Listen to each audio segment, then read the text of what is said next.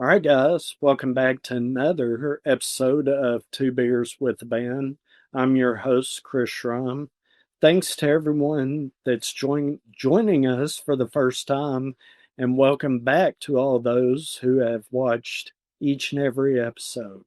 For this episode, I'll be talking with Kalvonix. I came across him sometime back on another YouTube channel called Music Making Sense Podcast with your host, Harkos.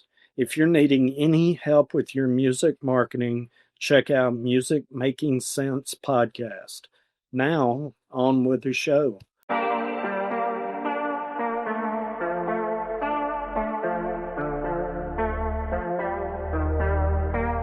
Artists like J. Cole, who is one of the bigger rap artists today, who is one of my biggest inspirations. I actually have him tatted on my shoulder. I was given the chance to meet with him backstage, and he's such a humble dude. And we just weren't able to kick it for 10 minutes. Like, he could have just told me to shoo after asking for a photo, but we talked for 10 minutes, and it seemed very genuine in him listening to my story. I was able to kind of tell him just a kind of Cliff Notes version of growing up with a disability and how it's been tough. So, you know what? I'm going to reach out to 5 more people tomorrow. 5 different Right. people. Or I'm going to focus maybe on this one group. And I think a lot of artists need to sell themselves. Oh, for sure. And basically that's what you're doing, and that's the business part of Exactly. music business, because you are in music business. And I think Right. a lot of artists refuse to see it that way. What do you want fans to know about you? What is the one thing people aren't going to learn about you through your music, through your videos, through your social media? Always leaving and we can't get it back. Spend nights hiding in the dark, the sky colliding with the screen so bright we flying. It's true. Her head is lying on my shoulder like So, Kalvonix, introduce yourself while I pour my beer into the glass. Sounds good. First, I just want to thank you for pronouncing my name correctly, because it's the one of the hardest names. Nobody gets it correctly. So I appreciate you. Um, so yeah, I go by Kalvonix. Just a little bit about me and how I got into music. So I make rap music, primarily. I do kind of go into other genres as well, like pop and sometimes rock, but I'm mainly a rap artist. And I was born with cerebral palsy. So essentially what that means is I have this physical disability, this condition where my motor functions aren't great, so I can't balance as well, and I'm not able to walk long distances. So I do, for the most part, walk with crutches, and I also roll around in a wheelchair if I'm ever, going somewhere really far. And so what was lucky about me was when I was born to, like, I'd say from birth to kindergarten, um, I was born into a family that loved me for me. And so I didn't really realize I had any sort of difference. I didn't really feel my disability. Like, my parents are right on top of it. They've told me stories about how when they learned that their son was going to have cerebral palsy, right away they got books on cerebral palsy and learned about it and what they can do to help. So I didn't really feel much of a difference until I started going to school. Um, and I remember going into kindergarten and seeing all these eyes on me. And it felt really strange. I felt very alien-like for the first time. And I remember hearing whispers from my young peers saying, like, why does he have those sticks? His legs must be broken. Things like that. And I didn't really think much of it. I just know that I felt weird and uncomfortable. And I remember crying a lot, especially those early, first days of elementary school. Um, Unfortunately, though, I think especially when you're young and you don't know what's going on, I think naturally, if someone's trying to understand something, but they can't, it can result in like, okay, well, how am I going to deal with this misunderstanding? And I think that's what led to me being bullied and what led to bullies. So I remember as early as grade one, two, and three, I started to be called things like four legs because of my crutches or cripple. I was called cripple a lot. I remember being told that my parents don't love me because of my disability and they were going to give me away. Um, Gosh. yeah, it was really tough. And then unfortunately, by grade four and grade five, it got physical. So I was whipped with skipping ropes on the playground. I was tied to flag posts. And even my cousins who, I mean, I love them now. We have a great relationship, but my cousin who was a lot cooler than me in terms of, high school groups and stuff.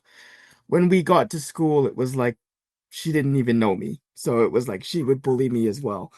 Um, so it was a tough thing for me, and I thought my life is gonna be this dark place.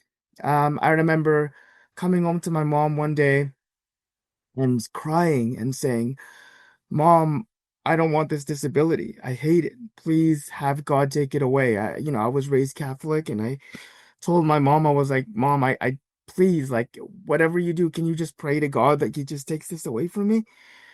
And reflecting on that now, and I've reflected on that a lot, I can't imagine being a mom and hearing your son saying, "I hate myself and my disability." It must have been very heavy for her. But to my memory, she didn't miss a beat. She kind of just took me in her arms and she said, "Calvin," and this feels like a movie when I think about it now, but she literally said, "Calvin, I truly believe you have this disability for a reason and you're going to use it one day to help people." And I was really young. I think I was like 10 at this point. And I remember there was two thoughts I had. One was that's such a mom response. Like obviously my mom was gonna respond to me that way. Um, and two, I didn't believe it. I was like, no, there's no way. I don't really have a voice. Nobody likes me at school. But when I turned 12, so just 2 years later, um, I think I started to see what she was talking about. And I heard a song. It's a little known song by a little known artist named Eminem. And Right. yeah, he heard exactly. He had a song called The Real Slim Shady. And I remember I heard that for the first time and I was blown away. Um I think because I just loved how like he was being very cheeky but also talking about real things. Like if he was angry at something or someone, he would let it be known in the music. And I really connected with that. And I remember, you know, at that point in time, kids loved Eminem, but parents were terrified. So parents were like, "Don't listen to Eminem because he's a bad influence. He's gonna be a bad influence on our kids. Oh no." And he swears too much and all that. So I wasn't allowed to listen to Eminem outside of the radio because that was the clean version, right? So Right. Right. yeah. But my mom forgot that being Filipino, we have a lot of karaoke parties. And during karaoke, my cooler older cousin, who's 2 years older than me at the time, he had his mom bought him a copy of Eminem's CD. And he burned it for me back when people used to burn CDs. He Right. burned the CD, yeah, and he gave it to me. And it was like a drug deal. He pulled it out of his jacket pocket and he was like, "Calvin, I got it." And he gave it to me. And he didn't tell my mom. He's like, "Don't tell your mom I gave you this, but here it is." And so I remember going to my room that night. I remember putting the CD into my CD player and playing it at low volume so my mom doesn't hear. Right.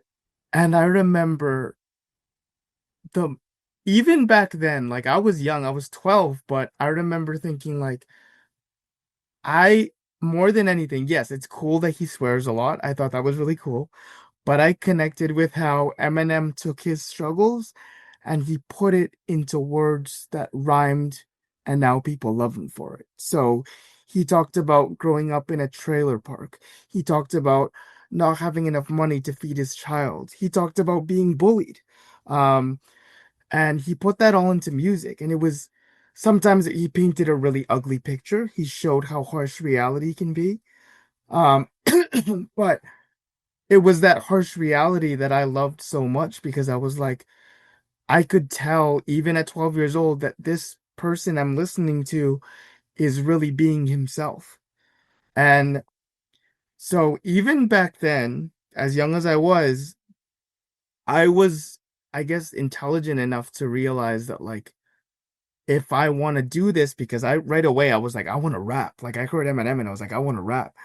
And I remember thinking like if I'm gonna do this, I need to be myself. I need to come at it from a new perspective. And so I remember I went to the dollar store because that's where all rap careers start, at the dollar store. I bought my first journal and I wrote my first rap, and it was about just being bullied and all of those times that I just talked about, being whipped with skipping ropes, all that. I incorporated that into rhymes, and I tried to make things rhyme and tried to copy Eminem's flows. And for the first time ever, when I rapped it for my mom one night, she cried, and I think it was the first time she felt like I was comfortable in my skin, in my own skin. It was like I found something. And that sounds super dramatic, but honestly, it really felt like that. And from then on, from oh my gosh, what year was that? 2005 to 2025, so 20 years now. Um, I have tried my best to incorporate rap in everything I do, meaning when I was in university, if an instructor asked me a question, I would find a way to rap the answer. I was the guy that was always rapping. Yeah, Out loud. yeah, yeah, That's awesome. yeah. That's I wish I could have sat in a class where you did.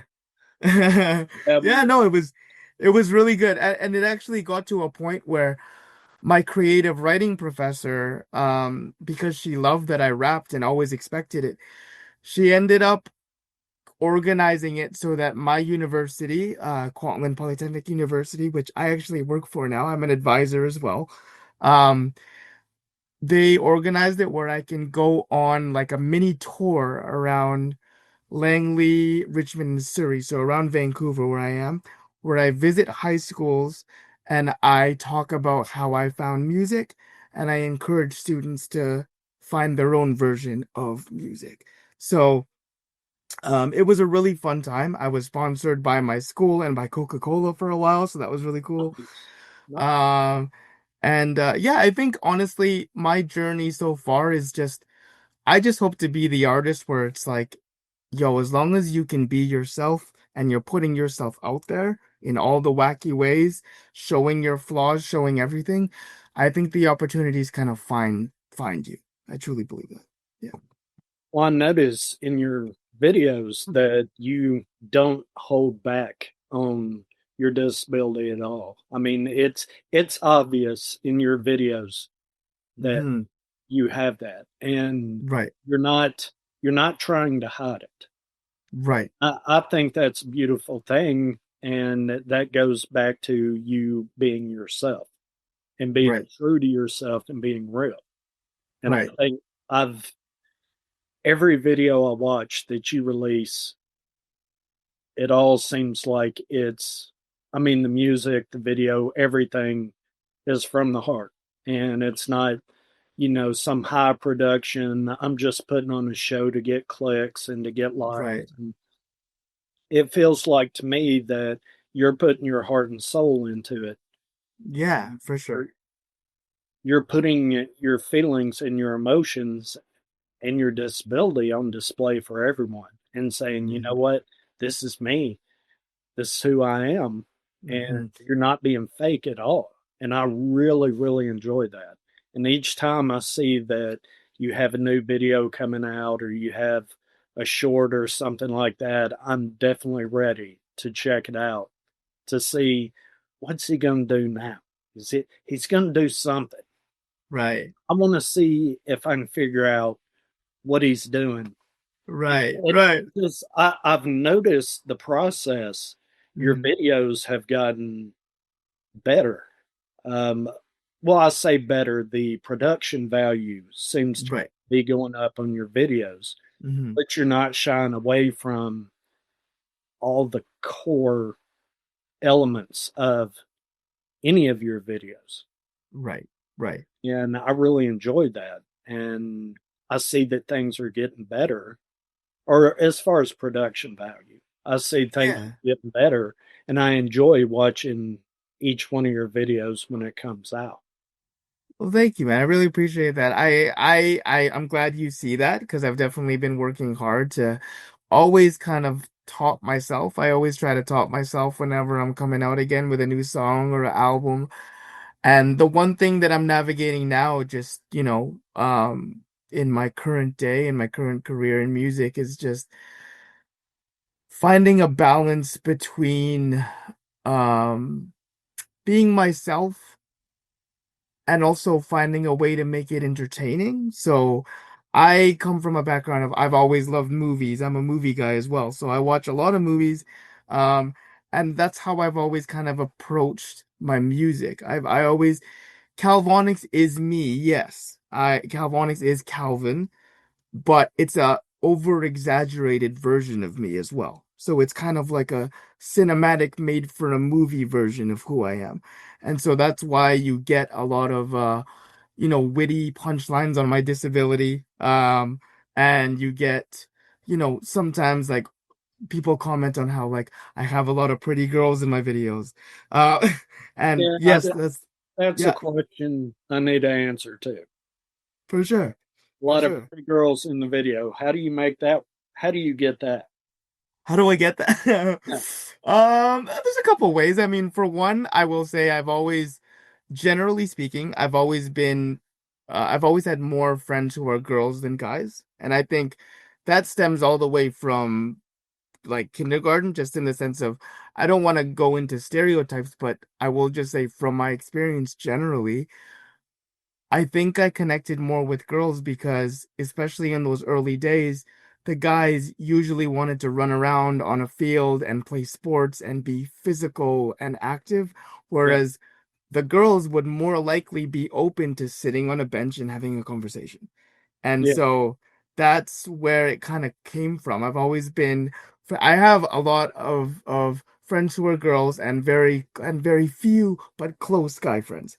And so I think it started there. I think I've always been really good with talking with people and making them feel comfortable. Um, I know that hip hop has a bad rep, especially of like how they treat women and how they view women. I've always tried to be sure when we're on set in the video that the people that I'm working with, the women that I feel I'm working with, are comfortable. And then in terms of upping the ante, like I've started with using my friends. So I'd reach out to a friend and be like, hey, can you be a model for a video? And it started like that. And slowly but surely, because of the work I've put in and I'm slowly getting better with my editing, now models who actually do this for a living are expressing interest in being in one of my videos, which has been really cool. so you do all your editing, you do everything for the music video, other than maybe the camera work. Right. So I do the editing. The camera work, there's two main people in my life that do my videos. So the first individual, his name is Jeff Lermont. Shout out Jeff. He is my high school best friend since high school. Um, and he's not even trying to be a videographer. He's not trying to direct music videos, but he just was the friend that when he heard how much I was improving, he was like, Calvin, like you deserve to have videos to your music. And that's when he picked up a camera and he kind of self-taught himself to edit videos. And so he still claims that he has no idea what he's doing, but he's doing a really good job. So shout out Jeff. And then as of recently, I've also started working with an artist and a videographer named Diego Flores. He makes his own music as well. And he's been really great and supportive, local talent, and he does all the editing as well. So, how difficult once you've shot the video is it to edit the video and get it on YouTube, get it out to all your social media platforms? How long does that take? Um, Right. just a rough estimate, maybe in hours. How long does it take to go from the final shot to it being up out in the wild where everybody can see it? Right. I think it varies depending on who I'm collaborating with at the time. So, for example, if it's Diego Flores, because he does the editing for the videos that he does with me, he's a wizard. I've told him that multiple times. Like, he can churn out a video in like a day. So yeah, I don't know. He works magic somehow. With Jeff and I, because as I mentioned, he's not trying to be a video editor, he's just helping out his best friend. Um, it takes us a while. It can take a month, it can take a month and a half. Um, in a way though, I sort of really enjoy that process because not only does it allow us to bond, I'm always there watching him put it together slowly. Um, but it also allows me to be more in that creative process of that final result of the video. So I really enjoy working with Jeff. So I'd say generally speaking, it takes about a month and a half for a music video to be fully realized from shooting to editing. I have been learning through, working with Harkos of the Music Making Sense pod. Like, it's important to be consistent with posting. So when I first started, I used to just put out a music video and then nothing for 6 months. And I would just be, working on the next video and then put that out whenever. So I was really inconsistent. I've slowly, like I knew consistency was important, but I didn't realize how feasible it is in reality. Like we're blessed enough today where we have a mini computer in our pocket at all times with our phones, and we can shoot videos that look really good. So I've learned through Harkos that like even if you're just posting a clip talking about, your daily life, your passions or upcoming music, that always helps keep your music alive with people, especially for an independent artist like me. Well, it's interesting that you say that because I feel that a lot of artists out there probably feel the same way, but they may not act them because Right, it's just it's too difficult, and they don't. A lot of people, a lot of artists don't want to promote themselves right, because it's not creative. right, They're the creatives, they're not the business side, and promotion is the business side of right. music business. And I feel like what you're doing, you're staying fresh on people's minds with Mhm. the shorts, with the music videos, with just posting things about your daily life, just a picture Yeah, on Instagram of, hey, this is what I'm doing today. You're right. you're Yeah, staying fresh, and every time I go to Instagram, something new is there yeah, from you. yeah, yeah. I've just through Instagram and just through social media, I feel like I know you, and this is the first conversation, hopefully the first of many Yeah, that we've ever had. And of course, I'm getting to know you more now, for but sure. it's just you stay fresh because you're posting all the time. Even if it's not music video, you're taking Hmm. clips slash Yeah, shorts from those videos and you're posting them, right. which is keeping you on people's timelines and upfront where you're just kind of in their face all the time. And I think that's a good thing. I enjoy it personally as a consumer because Hmm. you're always there. For sure, for Even sure. And yeah, no, it's tough because I feel like even for me, like I've never been shy per se. I've always been, like I said, I grew up with a Filipino family that love karaoke. So I always love performing and music. I've always liked to be at the front of people's minds when I'm in the room. So I guess that part was never tough for me, but I do see artists struggle with like it's just very overwhelming to be posting every day or have something to post every day. Um, I think that's where the movie fan in me helps because I always get new ideas just by either watching movies. I go for a lot of walks too, and I listen to a lot of different music, and I find inspiration that way to find ways to always keep posting, even if it's not directly musical related. But I also know that's not for everybody. So I definitely feel the frustration that artists feel of like, oh, I don't want to be like a social media influencer or something. I just want to make the music. I get that. Um, I think there's levels to it though, because I think, some artists just want to do music as a hobby, and that's fair enough. I think for me, um, I I think a part of it, I will say, and I don't think I've even talked to Harkos about this yet either. I think part of it I feel is I tend to shy away from like full on set performances like live shows. I have done them in the past and I will do them if I get the opportunity, but I don't do as many as some artists that I do know locally, and a lot of that just has to do with not because I'm shy, but because um, it's just a lot for my disability. I find that it takes a lot out of me. And I find that I feel like crap the next day. Right. I do have asthma as well, so it's not a easy thing to do like even a 15-minute set where I'm rapping at the top of my lungs. So I think I compensate with that with just being really active online and kind of like you said, allowing people to get to know me even if they don't see me live all the time.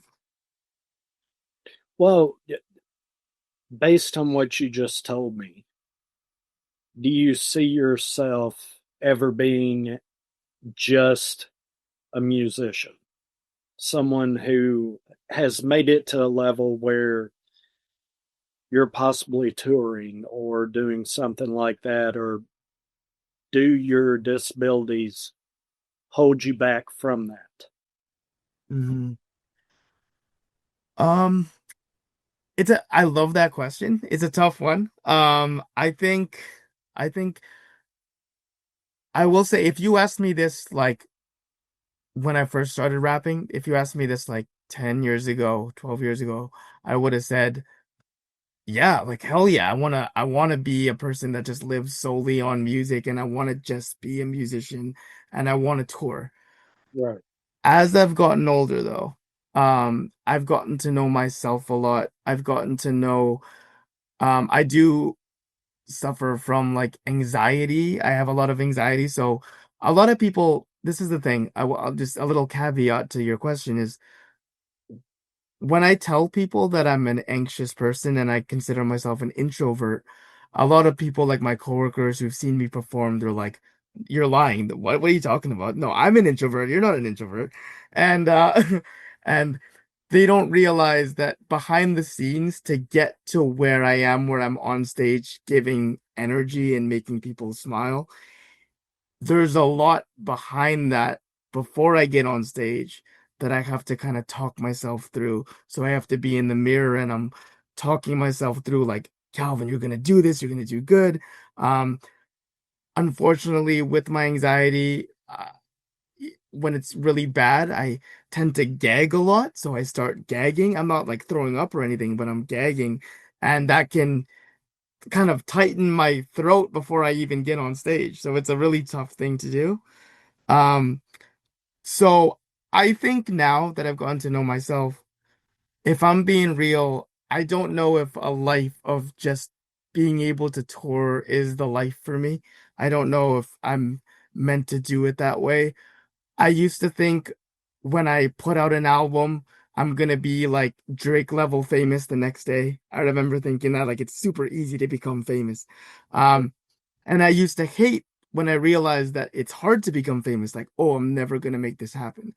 But I think now that I've realized that I live in an era where streaming exists, where my music now has far bigger reach than it ever has, I have multiple songs that have went viral, whether it's on TikTok or things like that. And I have people messaging me weekly saying, Calvin, because of this song, I was able to get over a breakup, or I was feeling sad and this song helped me.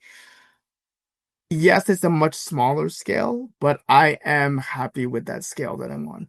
So I think for me, I always want music to be in my life. I live and breathe it, so I do consider myself a musician, but I don't know if I would ever want or strive to be just a musician because I think music is an outlet for me to escape from just, like the 9 to 5 job and the just the general struggles of life. And I want it to always be fun for me. I think the moment where I have to be on tour every day, or doing an album for a label and I'm being pressured by a label, the moment it becomes work like that, I don't think music would be an outlet I would look at positively. So being an indie artist and self-supported Mhm. just across the board is okay. Yeah, yeah, I love where I am. Like I said, it's hard for me to think too far in advance as to like where I want to be in like a year or 2 years or 5 years because my mind has never worked that way. As I talked about like in the beginning, like I've learned and slowly realized how much my music has affected people just by continuing to grind at it every day. And so even though some people might look at me who want to be really big, they might scoff at me and be like, yeah, but nobody's really hearing your music.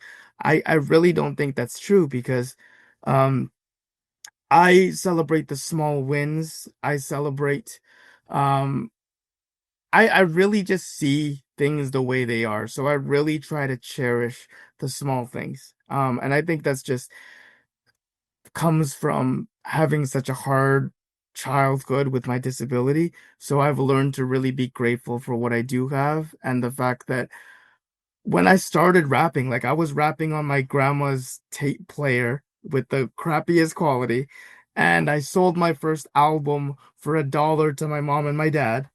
And I remember thinking like I want to be the biggest artist now. But I always go back whenever something happens to me where like let's just say for example, I have a song that's just crossed over 6 million streams on Spotify. And that's like when I think about that, I'm like I always think back to that little boy who was rapping on his grandma's tape player. And when I think about that, it really shows how far I've come and how far I continue to go. So I'm always going to be reaching to get further. I'm just not necessarily looking at the end being touring and being the biggest artist in the world. So you're striving simply for being better every time you put out a video, write a song, whatever the case may be. You're not looking to make a million streams or a million likes. You're just striving to be better than before. Right, exactly. And I truly believe and some people might be like this is corny, but I truly believe that like as long as you're striving to be better than before and you're always working to top yourself, those successes like streams and downloads and views, they will come naturally. And I think I'm a perfect case for that because I've really seen an uptick in my streams and in just my engagement because I've been really consistent with the output I put in. Well, you are getting better with, and I know I said this earlier, but your videos are getting better. And Right. I enjoy kind of sitting back and trying to say, you know what is he doing different this time than what he Right. did in his last video? And Right. it's fun to watch you mature in Hmm. your videos, and it the quality, it looks almost like you're paying people to help you put these videos together. Right. You're learning, so they're getting better Right. each time. So Exactly. you said you've had a lot of streams on your of your music. Who's out there listening to your music? Who are your fans? Yeah. So what's really weird is like I'll always look at like my Spotify analytics and stuff, and I'd see like the most streams I get are in like Mexico City, and it's like what? And I don't know what it is, but for whatever reason, like places like India and Mexico have really taken to my voice and my music. So I'll constantly have people reach out speaking their language, like sending me messages in their language about how a song has touched them. I have to use Google Translate and figure out what they're saying and then message back. Um, so I have a lot of fans over there, but then locally and like close to me, and I think once again, this is a testament to just the work I've put in. I think the one thing I wanted more than anything, more than fame ever really, was I just wanted to be respected at what I do with the people that do what I do. Meaning, when I first started rapping, a lot of people were saying I wasn't good at it, and they were right. I wasn't good when I first started. I was really just learning it. Um, and so a lot of the people that I connected with early on when I was younger making rap music was just the fact that I was a novelty being a disabled rapper. So I found myself performing or speaking at a lot of events for people with disabilities. And I love that, don't get me wrong. But at the end of the day, I was also striving I want the respect also of other people who are wanting to rap or are doing rap, and making music. And so I've noticed my past three albums, like since 2023, um, if I look back and I look at all the features that I have on my album, all the people who have shown up for release parties. So every time I have a project out, I have a little intimate release party where I rent out like a small space and I have everybody that collaborated with me, my friends, my family, all together in one room and they get to hear the album and see the videos for the first time. And I've seen a lot of local artists show up. And some artists, I've never even performed with them before, but they're like, yo, I've seen how much you've been posting. Like, I know your music. You're awesome, man. Keep doing what you're doing. It just really shows me that, hey, man, I'm finally getting that respect and people who I absolutely love and feel like I could never be as good as them. One artist, I'll shout her out. Her name is Amy Chella. She's a female rap artist. She's incredible. I remember when I discovered her, I was like, ain't no way she would ever do a song with me. And now we have five songs together. And we have this friendship. So it just really shows, I think as long as you're genuine and you're good, which thankfully I've gotten good, people will come and that success will come. So, what kind of community do you have around you where you're at for rap? Yeah, A large community? Are there artists, writers, people that produce beats? I mean, is there a lot of people around, or is it just a very small community? I would say generally speaking, like in the grand scheme of things, we're a relatively small community. But there is a lot of dope artists who are doing this in Vancouver.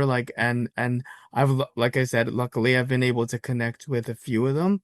Um, if I'm being completely honest though, and I mean, they might take this as a slight, but if I'm being honest, I've never really felt like I belonged, in that community per se. And I think maybe that might be a self-esteem thing. Like I've always felt like, oh, I'm not good enough to be here. So I've always kind of talked myself out of belonging in that community. Like I said, it's been really cool to get that respect and having people in that rap community show up at my events. I mean, that really shows that I am making some sort of effect and impact. But I, like I said, we're in a era where you can connect with people from all around the world. And so I have worked with producers who are like in Poland. I've worked with, and I did a whole album with an artist from Australia where we never stepped in the same room together, but we were able to make an album where it felt like we were in the same room together. So I think for me, the community it's very much alive. I do see it. I'm a part of a lot of online groups on Instagram where we talk about marketing strategies. We drop our links when we have music videos come out, and they've been really supportive. Um, but I guess at the end of the day, it goes back to my kind of shying away from live performances that I don't always get to be in front of the community as often as other artists. And I'm okay with that because I think for me, the most important thing is as long as I have a good connection with some of those artists and I continue to work with them, that's where I strive. What drives the creation of your music? What drives you to continue to write and continue to create? Um, Being emotional. I'm a very emotional individual and I'm proud of that. Like people might be like, Calvin, you're way too dramatic. And I'm like, yes, I am. I am dramatic. But I think that's what makes a great artist at the end of the day, because I think the dramatic person is able to take something so small that some people might be like, that's nothing. It doesn't really mean anything. And they can make it feel like it's a whole world. I think that's what a song is. Like the fact that I took my life being bullied in elementary and I made those into songs. I, that's what an artist does. So I think for me, and once again, this goes back to just being a fan of movies too. I I'm always looking at a movie and any movie that I love and I'm like, oh, I wish I could feel that. I want to feel that. Or I wish I was this character. And what I hope to do when I make music is I hope when people hear my music, they like kind of like a movie that I love. They hear me and they're like, I wish I can be as confident as Kalvonix, or I wish I can feel that emotion or talk to a bully the way Calvin talks about his time with bullying. And I do it in an entertaining but dramatic way, but that's purposeful because at the end of the day, I kind of feel like being an actor and a rapper kind of blends. I just feel like you kind of you act a certain character. Like I said, it's an exaggerated version of myself. But I think when you put that into the world and you really show that drama, people connect. And so I just want to bring out all the emotion that I can in the life that I live because I think life is so rich with feeling and emotion. We all go through our own things and everybody's struggling with something. So if I can just take struggles like my struggle, and sometimes there's struggles that everybody else deals with just in their own way, and I can find a way where I can make it connect and make them feel empowered like a good movie does for me. That's that's my job in my opinion as a rap artist. Does your music heal you? Does your music heal fans? Yeah, for speaking for fans, I will say I think getting those Instagram messages weekly really show that my music has healed people. So I'm really grateful for that. I'm still flabbergasted whenever I get a message like that. Because like I said, I go back to the 12-year-old boy that wanted to be respected and I'm like, "Oh my gosh, I'm doing it." Um and for me, yes, I truly believe that music has saved my life in a way that I'll never truly fully understand. I think without music, I just I can't see where I'd be because I just feel like everything that I deal with on a daily basis, the people I come across, the experiences I have, I always find a way to put that into music somehow. And I think that's why people always say, like, I tell some artists that I've worked with, I'm like, I've never had writer's block. And I literally have never had writer's block. And I think that just comes with the fact that I'm able to find inspiration in the smallest things. Well, that has to be an extreme creativity that you're able to take nothing and turn it into something. Because I've talked to so many people on and off camera that say, yeah, I experience writer's block and I might go a month or 2 months without Right. anything, without Right. even just a journal entry. And then all of a sudden it's just bleh. Right. Right. 3, 4 songs, just boom, boom, boom, boom, boom. Yeah, for sure. But for you to say, no, I can just cruise through and just boom, boom, boom, boom, boom. How many Yeah. songs do you have that are not finished? Or how many songs do you have that you have not released? If you don't have writer's block and you've been at this as long as you have to have quite a few songs that no one has heard. Right. Um, I do have, so this is the thing. For me, it used to be, and I'm not kidding, like people might not believe me because it sounds wild, but in high school, I used to record full albums in one night.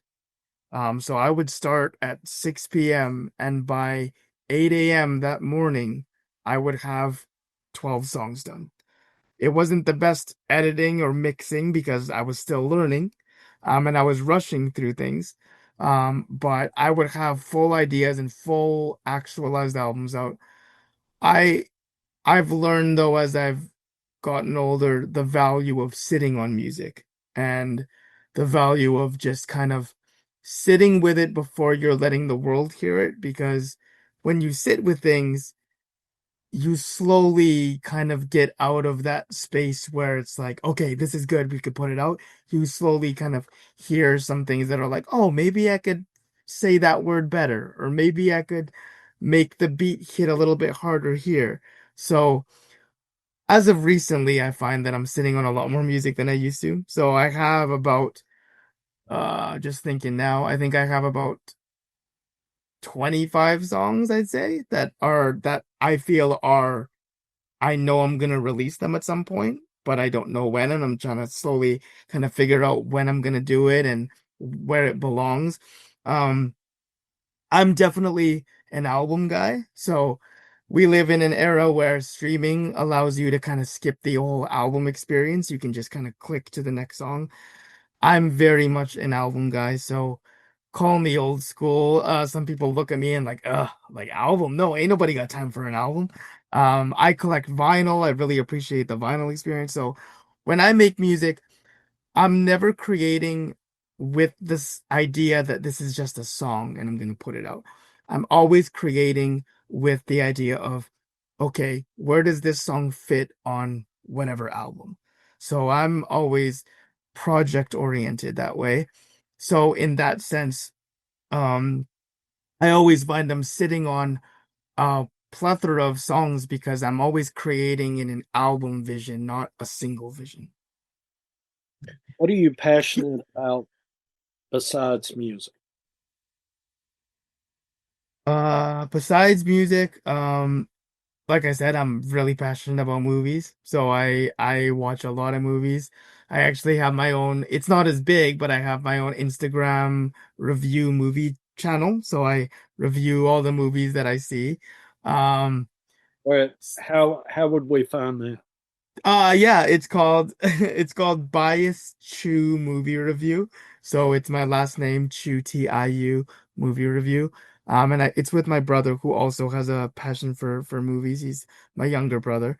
And that's my second biggest passion. And I think, like I said, and like I've said with my examples throughout this interview so far, they kind of go hand in hand. They inspire the other. So I'll watch a movie, I'll become inspired, I'll write a song, and maybe that song will inspire me to check out another movie. So it kind of goes hand in hand.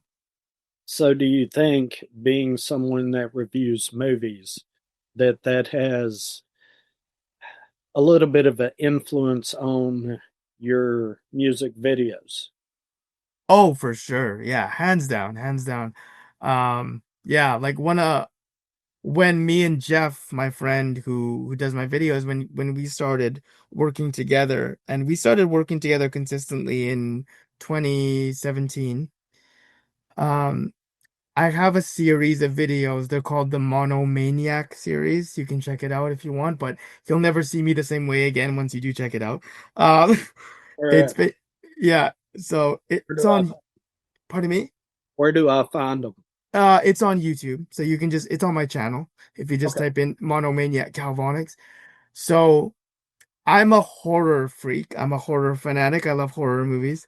Um, and so what I wanted to do out the gate when I started making videos was I kind of wanted to really show that Kalvonix can be a character as much as he is a real life person. And so I wanted to do something completely opposite of who I am as a person. Um, and so what I ended up doing was there was these three love songs on the album that was coming out at the time called Copy 37. There was these three kind of cheeky love songs that were really kind of poppy and cutesy. And me and my friend Jeff, we had this idea of what if for the video to make people remember the song, we kind of turn it on its head, meaning we make the video really sick and demented and weird, to kind of like juxtapose the poppy song. And so there was three songs that we did, three videos that we did for these songs, where it's all a connecting story. And it's basically my ode to Psycho. So I play kind of a Norman Bates type character, where I have this unhealthy obsession with this blonde. And all I'll say is things go very left. It goes very wild. Um, and at the time when we were making it, I remember saying the idea to some friends and they were like, Calvin, no, don't do that. Like, it's gonna hurt you. Like, people aren't gonna see you the same way. But the moment I realized I was making the right decision is when my film professor, who's always loved my music, said, Calvin, this is your chance to show the world what you can really do and show how talented you really are. And as soon as I got that kind of kudos and that good to go from my film professor, that's when I was like, okay, I got to do this. And ever since then, it's just really allowed me to be able to kind of do anything. There's no limit to what I can do creatively in my music and in my videos. So you have to have a strong belief in yourself, For sure. is Yeah. what you're saying. And that if you feel passionate about a video or a song, go in Mm, a certain direction, even if friends and family try to dissuade you from that, right. go with what you feel is right. And Oh, for sure. I think a lot of people need to hear that because I think a lot of artists, a lot of creatives don't really want to step outside the lines. If Oh, yeah. if they put themselves in a box or someone else puts them in a box and they feel comfortable, it's just easier to stay there and be that person because Right. that's what everyone already sees you as. But for somebody to say, you know what, no, I'm going to do something a little different. I have this other passion that I think I can incorporate into Right. my Right. music and my videos. And, it'd just be a little side project, but it shows the world a different side of me. I think Right. that's Nick. I think Yeah. I really enjoyed that. And I think a lot of people should lean into that, you know? For sure. Yeah, no, for sure. I think not to sound once again I'm sounding dramatic, but I feel like it's kind of the duty of the artist in my mind. Like I feel like the point of an artist is you're not supposed to be bland or, go with the flow. You're supposed to challenge the way things are seen. And I think that's what I've constantly been doing. And just to bring it to the current day, that's why my latest album that came out in March is called Ego. It's on my hat here, Ego. Because um the reason why I named the album Ego is because I've always saw my music as a balance between where is the balance between making a song about my life with people that I know and making it about me and a way for me to kind of express myself in a healthy way to get over something or feel empowered, empower myself. But also because my music can be so personal and it can incorporate real life people and real life experiences, it can also hurt those people because they are real people with feelings who've talked with me and had conversations with me. And I understand that. And there's been so many times where I'm writing a song or I'm working through an idea of a song and I'm like, ooh, when this person hears this, they're not gonna like that. And I already know, like it's like, ooh, that's not gonna be good. Um, and I think the duty of the artist is to always find a way to find that balance. And I think for the most part, I've been doing a good job. Obviously, there's been some rough patches and there have been some friendships that may have been stunted by a song of mine, but I think at the end of the day, it's the artist's call to decide whether or not it's worth putting that song out, because it will do more good than harm. What sacrifices have you made in the pursuit of music? Um, I think, well, I guess, and this, I mean, maybe just goes back to being raised Catholic, and I still consider myself a Catholic, and I do believe in a God and a higher power. But I truly believe that if,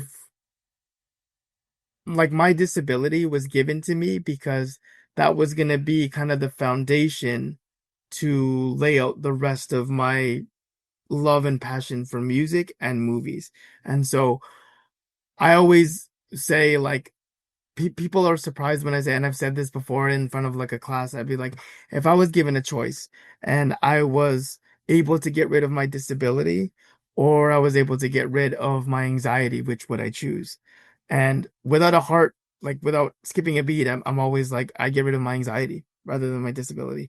And people look at me like, really? Like, why? Like your disability, like it's physical and it makes things a lot harder. And it's like, yes, that's true, but I truly feel like my disability is part of who I am and like why I see things the way that I do and why my mind works the way that it does because of all that I've had to endure with my disability.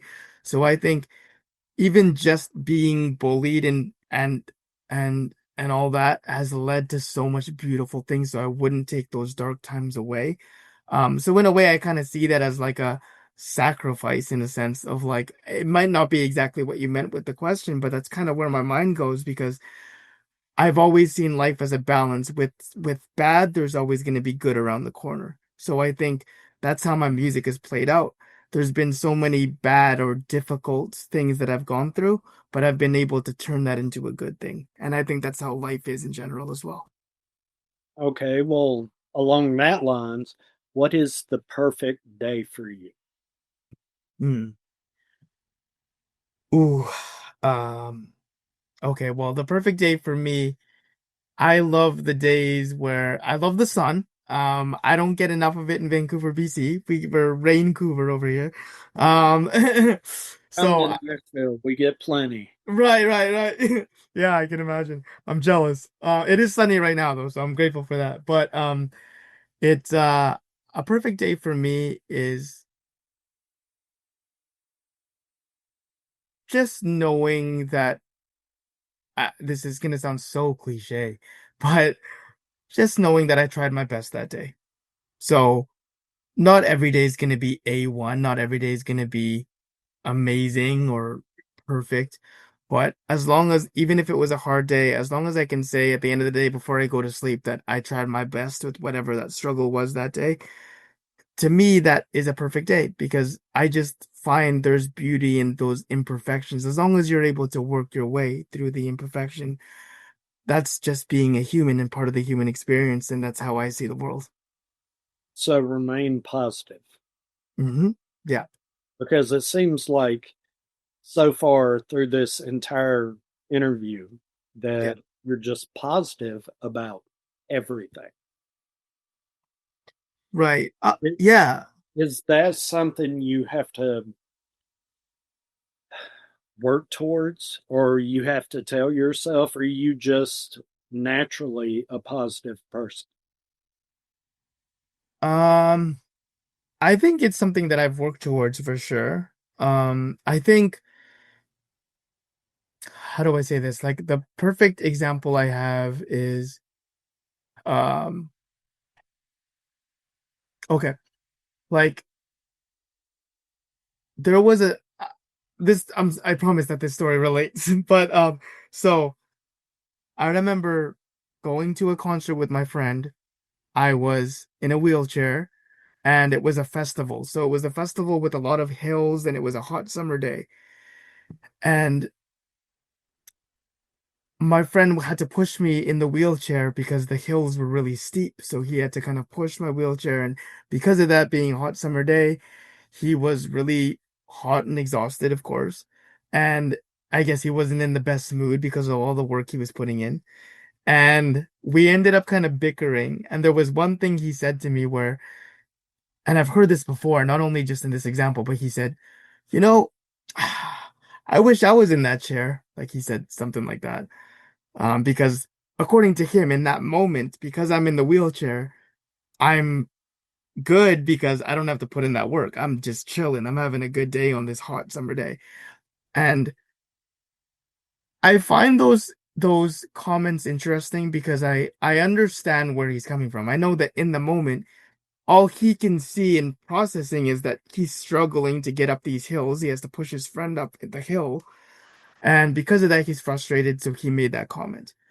But I think what escapes the everyday human, like that everyday human without a disability in that moment, is they don't realize that, like, yes, it might be hard right now, but um, for them, it's like walking is an easy thing. They can walk like without crutches. They can just walk. And I would much rather, in my mind, it's like I don't know what it feels like to just be able to walk without crutches and not really think about it. So in my mind, it's like, yes, you're maybe feeling like you have the worst end of the stick right now, but in my mind, I'm like, I don't know if that's fair to say because I've I don't have the choice. I'm always going to be in this wheelchair. Um, so I think it's all about perspective. I've always found a way, even when I'm arguing with someone, and when I look back at my bullies now, I'm always like, why were the bullies bullying me? And I've always found a way to try to see things, at least try. I'm not always successful, but I try to see things from their perspective. So kind of like when I first brought up bullying, the one of the first things I said to you was, I truly believe that bullying can happen when they don't really understand something. So because they didn't understand my disability, especially being that young, the easiest thing for them to do was to bully that person. So it might sound like I'm always positive. I'm definitely not. There's times where I'm in a really bad mood and I can be negative. If you ask my mom, she'll be like, "Yep, you can be negative." Um, but um, but I think it's all about perspective. So I think even for me, it's like I can complain all I want about my disability. I can complain all I want about the hardships that was given to me because of my disability. But as cliche as this is, there's always someone, and this might sound kind of crass, but it's like there's someone out there that's more disabled than me. Just like how there's people out there that are less disabled than me, but still have my disability. Um, I don't think the severity of anything warrants anything, meaning no matter what situation you're in. So I always like to use like celebrities as a example, meaning like someone like I don't know who okay, let's just say like Eminem, let's just say. So Eminem now is like he's one of the biggest artists in the world. He is so big that he doesn't even have to tour because his albums sell a wild amount. That's the dream, realistically, but that's not gonna happen. Um, but a lot of people might look at Eminem and say, because he's so rich and he has this life, it's like he has nothing more to complain about. Like, why is he complaining about anything? But in my mind, it's like, no. yeah, he's rich and yes, he might have it a lot better than a lot of us in the world, but that doesn't mean that problems go away. Because even though it might seem like a petty problem to the person that doesn't have that money, in his world, it's very real. And so I try not to minimize any problem someone has because we all are going through something, whether we're rich, whether we're poor, whether we're disabled, whether we're not. So I think it's not a matter of always staying positive. It's a matter of always trying to go outside of your own shoes and look at someone else's perspective. So more money, more problems.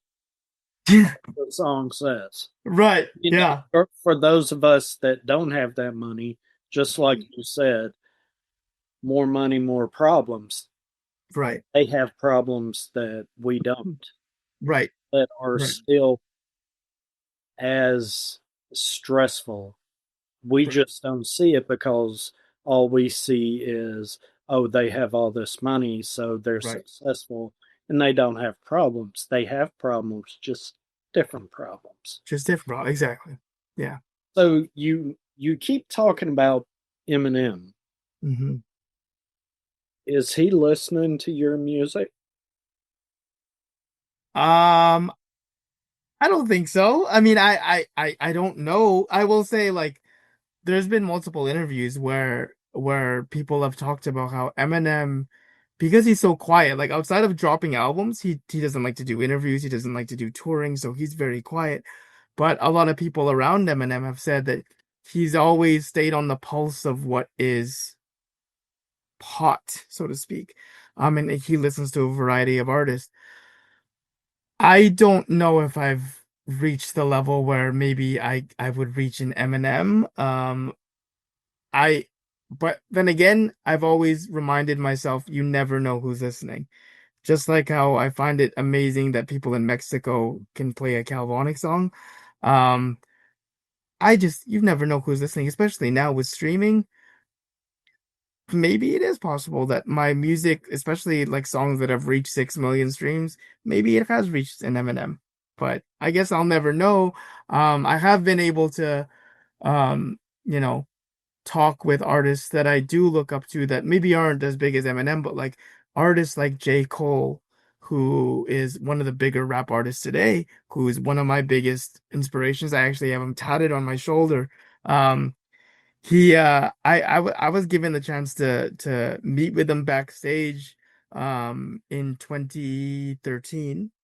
Um, and that was just pure coincidence. I was walking home from his concert and his tour bus I just managed to pass by right when he was coming into the tour bus. And so I remember and he's such a humble dude, still is, he still seems to be very humble.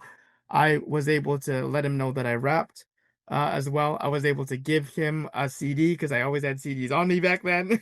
I uh, It's business cards. exactly, exactly. Yeah, and we just weren't able to kick it for 10 minutes. Like he could have just told me to shoo after asking for a photo, but we talked for 10 minutes and it seemed very genuine in him listening to my story. I was able to kind of tell him just that kind of Cliff Notes version of growing up with a disability and how it's been tough. Um, and I think just things like that, the fact that even someone like J. Cole, who is in my mind up here, the fact that he was able to take 10 minutes to listen to my story really proves to me that you never know who is willing to listen, even if they're big, big.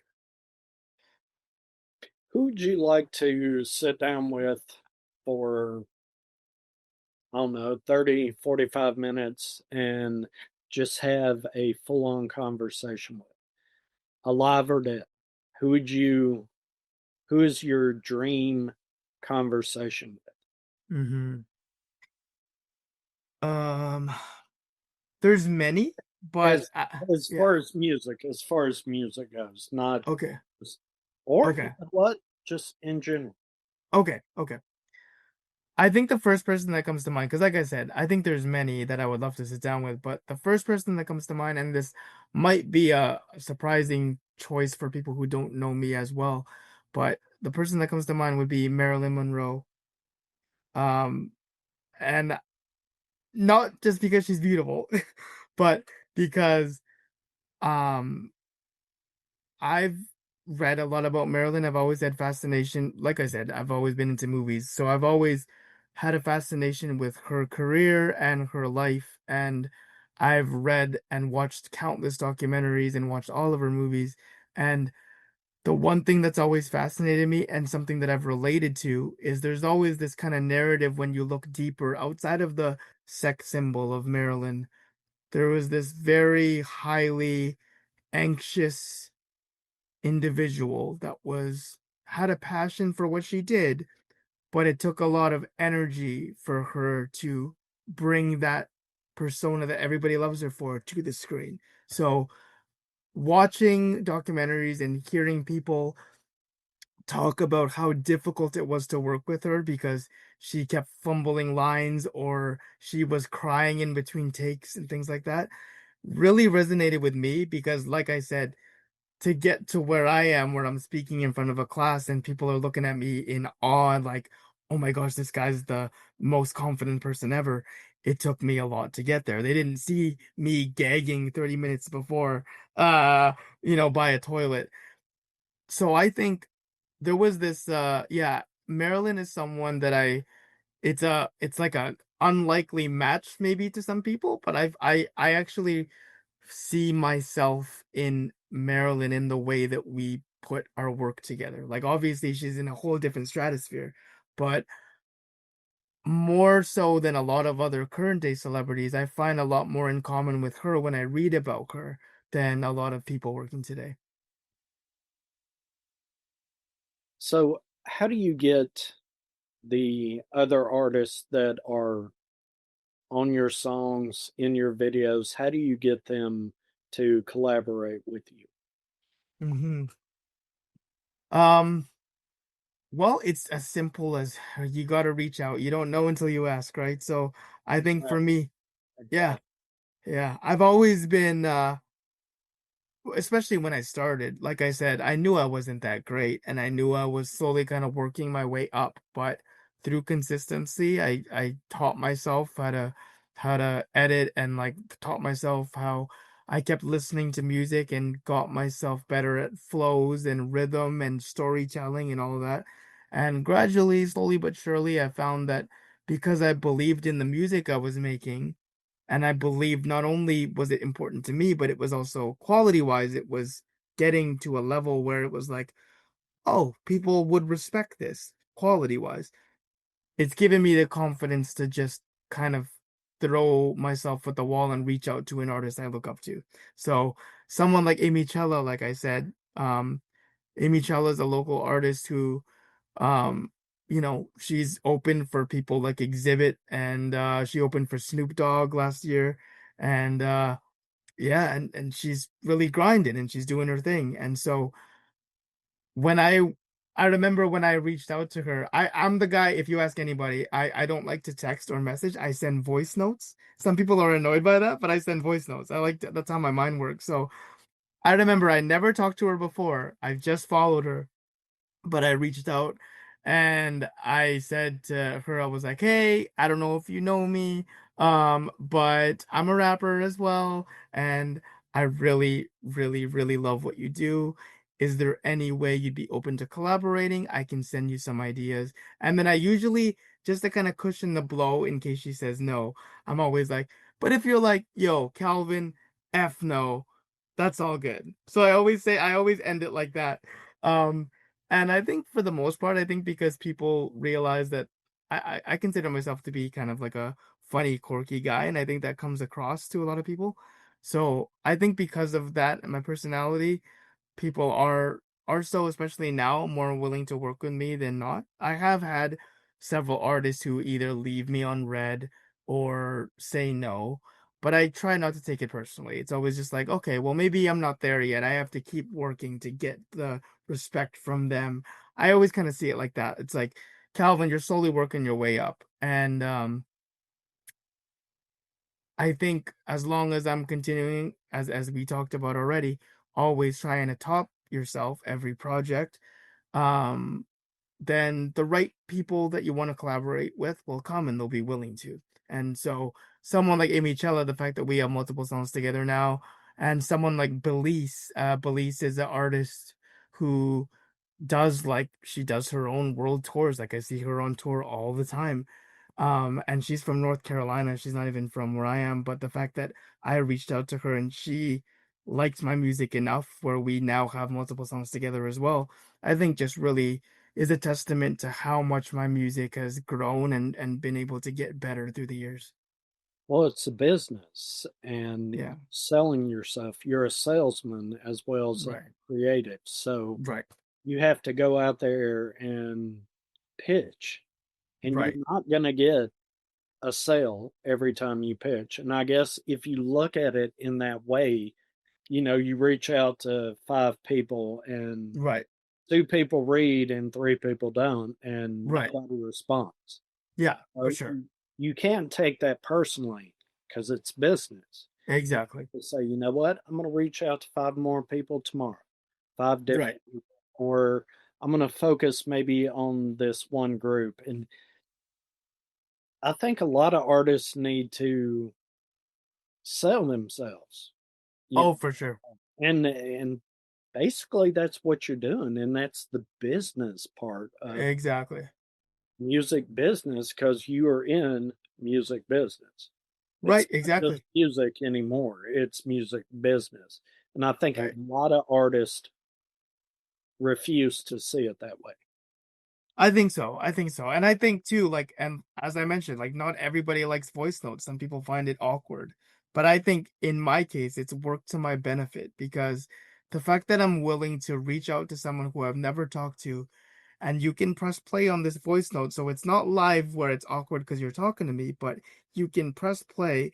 And just through that 30-second voice note, you can get a sense of one, how I talk, two, kind of what my personality is, get a kind of glimpse of that. I think that's really worked to my benefit because I think as soon as you hear me, it's like, okay, Calvin's Calvin's a chill guy. Like I think you get that sense when you get the voice note, which is why I hear more yeses than nos these days.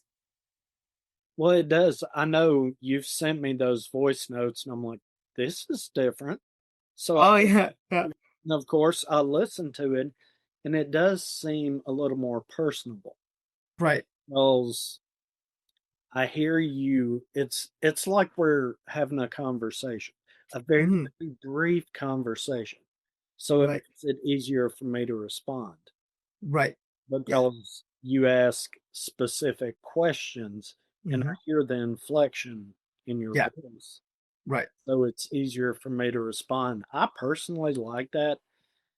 I'm going to say you're probably the only artist that I've dealt with that has done that. And Oh wow. I, Okay. I enjoy that, and it's something different. Yeah, for sure. Yeah. You've got to do something different to stand out. Yeah. That makes me feel good. That makes me feel good because yeah, like even my friends who don't make music, I'm noticing now they're sending voice notes to other people. So it's like I think that's a me thing. I think I started that because like I said, I think it really sells who I am. Just in that brief 30 seconds, you get just a general foundation of what I'm like, even without seeing me, you know? What do you want fans to know about you? What is the one thing or a few things that people aren't going to learn about you through your music, through your videos, through your social media? Mhm. Um, I think, All right, y'all, that is the end of part one of this great conversation right here with Kalvonix exclusively on Two Beers with the Band podcast. My name is Harkos. I edit everything around here. Don't worry about me. I just come in here to let you know this is the end of part one. If you've liked this conversation so far, make sure that you hit that subscribe button to Two Beers with the Band podcast wherever you're watching or listening to this at right now. Make sure you hit the notification buzzer if there is one on whatever platform you're listening on, and make sure you don't miss out on part two of this great conversation with Kalvonix that comes out in just 2 days after the initial posting of this one right here. And as always, make sure you check out every episode right here on Two Beers with the Band podcast. See you on the next one. I love you and nothing else matters. Spend nights hiding in the dark, the sky colliding with the screen so bright we flying. It's true. Her head is lying on my shoulder, laughing, crying. Love these late nights at the drive-in with you. And like Danny called for Sandy at the drive-in, I'll always remember the screen, the flicks, the vibe. And now I think about it every time we drive in. I'll always remember these late nights at the drive.